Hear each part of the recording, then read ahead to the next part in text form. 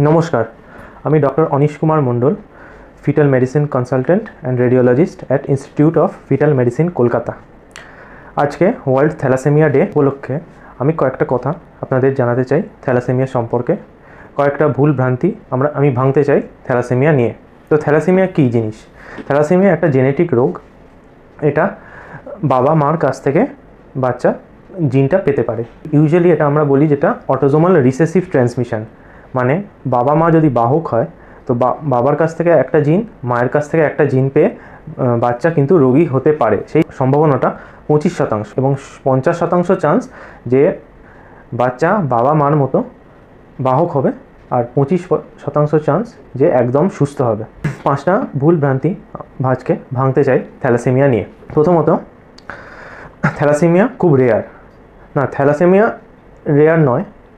আপনি যে কোনো সরকারি হাসপাতালে পেডিয়াট্রিক ওয়ার্ডে গেলেই দেখতে পাবেন যে প্রতিদিনই কিন্তু অনেক বাচ্চা রেগুলার ব্লাড ট্রান্সফিউশন পাচ্ছে। এরা হচ্ছে থ্যালাসেমিয়া রুগী, আর বাহক কিন্তু অনেক আছে, প্রায় লাখ লাখ মানুষ থ্যালাসেমিয়া জিনের বাহক। দ্বিতীয়ত, থ্যালাসেমিয়া কোনো ডেফিনিট এথনিসিটিকে এফেক্ট করে সেরকম কিছু না।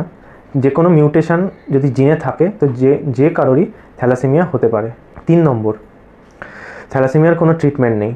থ্যালাসেমিয়ার ডেফিনিট ট্রিটমেন্ট আছে, রেগুলার ব্লাড ট্রান্সফিউশন লাগবে, আয়রন চেলেশন থেরাপি লাগবে, কিন্তু সেটিতে বাচ্চা হয়তো কিছুটা জীবন যাপন করতে পারবে, বাট তার যে লাইফস্টাইলের কোয়ালিটি কিন্তু অতটা ভালো হবে না, কেননা তাকে রেগুলার ব্লাড ট্রান্সফিউশন নিতে হবে। তো যে কোনো হাসপাতালে রেগুলার ভর্তি হতে হবে।